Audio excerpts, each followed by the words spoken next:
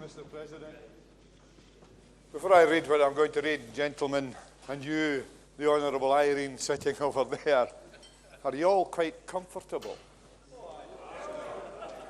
Well, I'll tell you now, I am glad to hear it, because I feel how Robert Burns must have felt in January 1785 when he wrote that letter to our first Vice President. While winds fae aft Ben Lomond blow, and bar the doors with driving snow, and hang us o'er the ingle, I set me down to pass the time and spin a verse or twa a rhyme in hamely Westland jingle.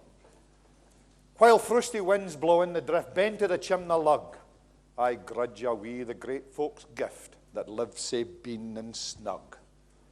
I tent less and want less their roomy fireside, but hanker and canker to see their cursed pride. It's hardly in a body's poor to keep at times for being sure to see who things are shared. How best a chills are whiles and want, while coofs and countless thousands rant and kenna who to wear. But, Davie lad, ne'er fash your heed, though we hae little gear, we're fit to win our daily breed as lang's we're hale in fear. We're spearna nor fearna, old age ne'er mind a feg. The last o' it, the worst o' it, is only bit to beg. To lie in kilns and barns at e'en, when banes are crazed and blood is thin, is doubtless great distress. Yet then, content could mak us blessed. Even then, sometimes, we'd snatch a taste of truest happiness. The honest heart that's free from untended fraud or guile, whoever fortune kicked the ball, has aye some cause to smile. And mine still, you'll find still a comfort this nae small. Nae mair then we'll care then, nae further can we fall. What though, like commoners of air, we wander out we know not where, but either house or hall? Yet nature's charms, the hills, the woods, the spreading vales, the foaming floods, are free alike to all. On days when daisies deck the ground and blackbirds whistle clear, with honest joy our hearts will bound to greet the coming year. On braes when we please then, we'll sit and sooth a tune, sign rhyme tilt, we'll time tilt, and cite when we had done. It's no in titles or in rank, it's no in wealth at London's bank to purchase peace and rest. It's no in making muckle mair, it's no in books, it's no in lear to purchase peace and rest. If happiness hae not her seat and centre in the breast, we may be wise or rich or great, but never can be blessed. Nae treasures nor pleasures could mak us happy lang. The hairtie's the pairtie that makes us richter rang. Think ye that sick as you and I, wha drudge and drive through wheat and dry, with never ceasing toil, think ye, are we less blessed than they, wha scarcely tent us in their way is hardly worth their while?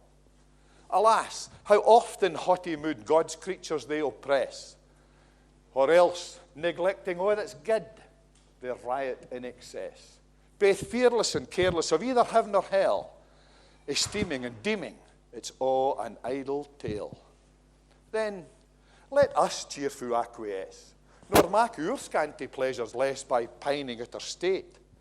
And even should misfortune come, I hear wha sit he met with some, and thankful for them yet.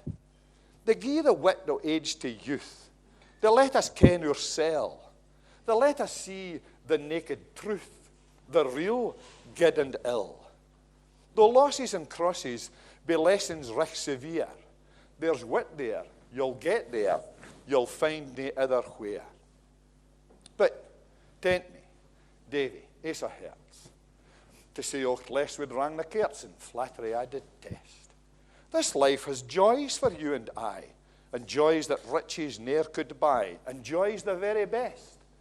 There's all the pleasures o' the heart, the lover and the friend.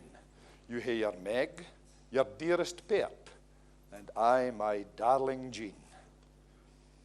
It warns me, it charms me to mention but her name. It heats me, it beats me, it sets me all in flame. O thou, O all ye poors who rule above, O thou whose very self art love, thou knowest my words sincere. When heart-corroding grief and care deprive my soul o' rest, her dear idea brings relief and solace to my breast. Thou being all-seeing, O hear my fervent prayer, still maker and taker thy most peculiar care. All hail, ye tender feelings dear, the smile of love, the friendly tear, the sympathetic glow. Lang since this world's thorny ways has numbered out my weary days, had it not been for thee. Fate still has blessed me with a friend in every care and ill, and oft a more endearing band, a tie more tender still. It lightens, it brightens the tenebrific scene, to meet with and greet with my Davie or my Jean. Oh, how that name inspires my style. The words come skelping rank and file, a maester for a ken. The ready measure runs as fine as Phoebus and the famous nine were glowering o'er my pen. My spaviate Pegasus will limp till Yancey's fairly het, and then he'll hilch and stilt and jimp and run a nunca fit. But least then, the beast then, should rue this hasty ride. I'll lich nu and dich nu his sweaty weasant hide.